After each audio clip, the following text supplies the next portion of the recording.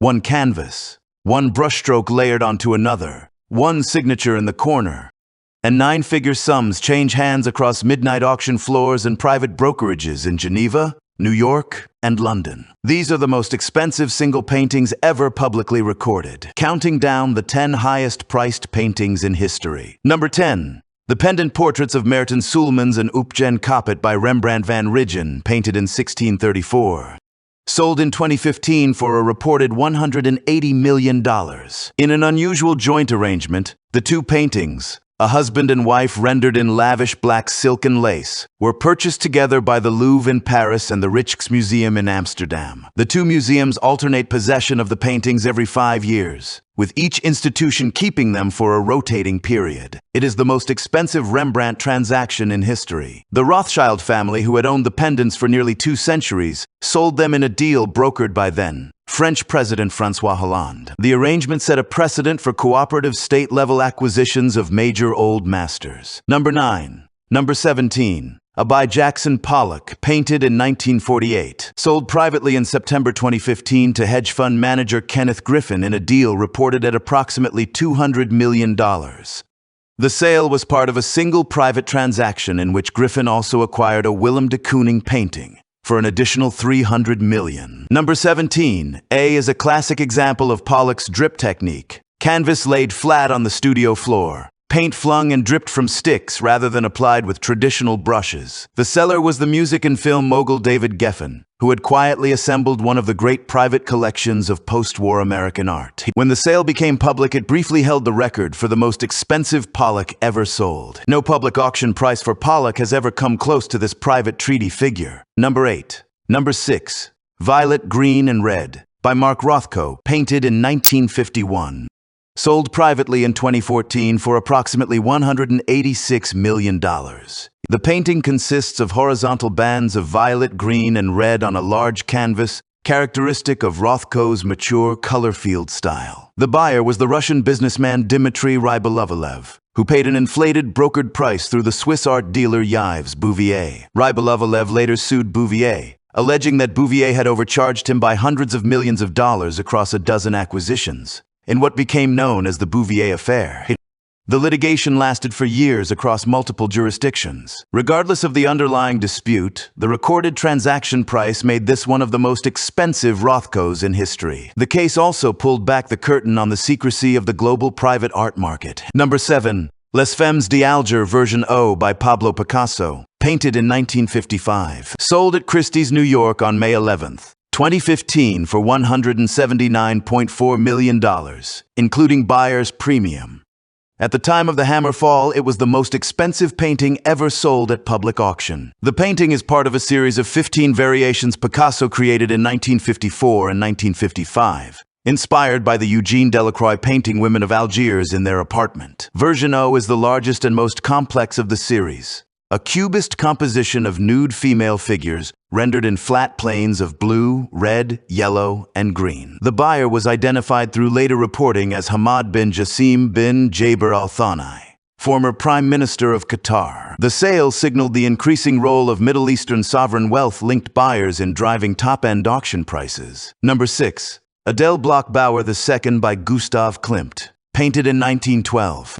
Sold at Christie's, New York in November 2006 for approximately $87.9 million at Hammer. It was part of the larger restitution and resale of 5 Klimt paintings recovered by the heirs of Maria Altmann after a landmark legal battle with the Austrian government. The combined collection sold for an inflation-adjusted figure exceeding $327 million in the same year. The companion painting, Adele Bloch-Bauer, popularly called The Woman in Gold, had been sold privately months earlier for $135 million to Ronald Lauder of the Estée Lauder Cosmetics fortune, who placed it in his new gallery in New York. The Bloch-Bauer story is one of the most famous Holocaust-era art restitution cases ever litigated. The paintings had been seized by the Nazis in 1938 and held by Austrian museums for 68 years before the courts ordered their return. The cumulative sales of the Bloch-Bauer collection set a new tier for early 20th century painting prices. Number 5. Number 5, 1948, by Jackson Pollock, sold privately in November 2006 for a reported $140 million, which adjusted for inflation to the mid-2020 seconds, is closer to $210 million. At the time of sale, it briefly held the title of most expensive painting ever sold. The seller was David Geffen, the same collector who later sold number 17A. The buyer was identified as Mexican financier David Martinez, though later reporting muddied the trail. The transaction was emblematic of how the private market began consistently outpacing the public auction market for trophy works. Number 5, 1948 is one of the most densely worked drip paintings Pollock ever produced. A fiber-thick lattice of paint applied over a fiberboard support measuring roughly 4 by 8 feet. When Geffen sold 3 Pollocks and 1 de Kooning in 2006, he reportedly raised nearly $500 million across the package. Number 4, Nafea, Fapawepo, or When Will You Marry, by Paul Gauguin, painted in 1892. Sold privately in February 2015 for a reported $210 million. The painting depicts 2 Tahitian women seated in a vivid tropical landscape, one wearing a missionary-style Western dress, the other in traditional Polynesian attire. The buyer was reported to be a museum representative acting on behalf of the state of Qatar, adding to the rapidly growing Qatar-linked museum collections. The previous owner, the Swiss collector Rudolf Stackelin, had loaned the painting to the Kunstmuseum Basel for over half a century. The sale removed it from public display permanently. The transaction sparked debate in the art world about whether sovereign wealth-linked acquisitions were vacuuming up masterpieces and removing them from public visibility. No public exhibition of the painting has occurred since the sale. Number 3. The Card Players by Paul Cézanne, one version from the painter's series of 5, completed around 1892 to 1893, sold privately in 2011 to the state of Qatar for a reported figure between $250 and $300 million.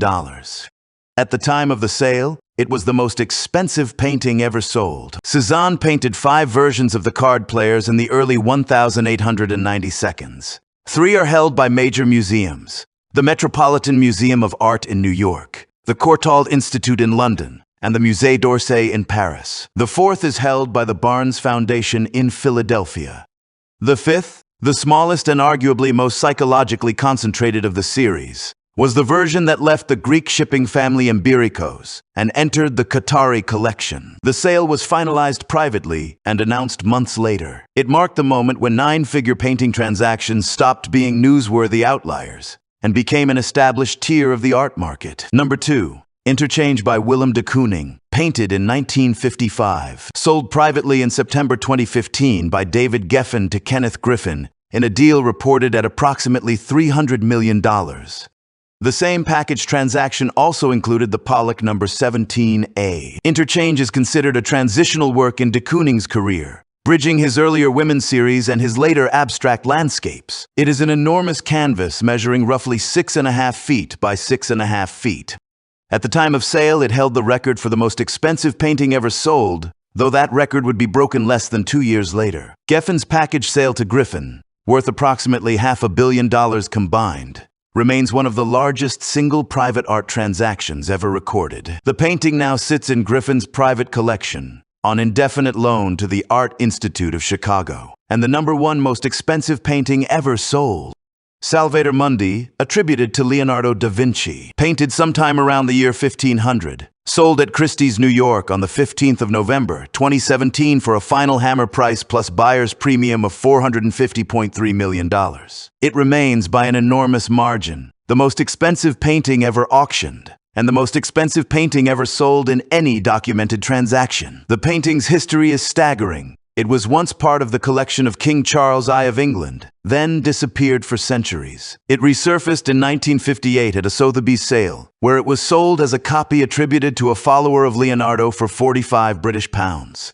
In 2005, a small group of dealers led by Robert Simon and Alex Parrish purchased it for about $10,000 at a regional New Orleans auction. After years of conservation, attribution research, and exhibition at the National Gallery in London, it was reattributed to Leonardo himself. Many scholars dispute the full attribution to this day, arguing that Leonardo's workshop or pupils painted significant portions. In 2017, Russian collector Dmitry Rybolovlev consigned the painting to Christie's. After feverish marketing, the bidding war on auction night lasted just 19 minutes between 4 bidders. The hammer came down at $400 million. With buyer's premium added, the final figure was over $450 million. The buyer was Saudi Prince Badr bin Abdullah, reportedly acting on behalf of Crown Prince Mohammed bin Salman. The Louvre Abu Dhabi announced the painting would join its collection. Then, mysteriously, the painting never appeared on the museum's walls. As of the mid-2022, the public location of Salvator Mundi remains officially unknown, with rumors placing it on a superyacht in the Mediterranean. 45 British pounds in 1958. $450 million in 2017. The greatest single price jump in the history of any object ever sold. 10 paintings, over $2 billion in cumulative recorded value. Each one a single object of paint on canvas. Each one valued more than most public hospitals, more than most professional sports franchises, more than entire small companies. What you are looking at when you stand in front of one of these is not just paint. It is a concentrated unit of human valuation and human ego, unlike anything else on Earth.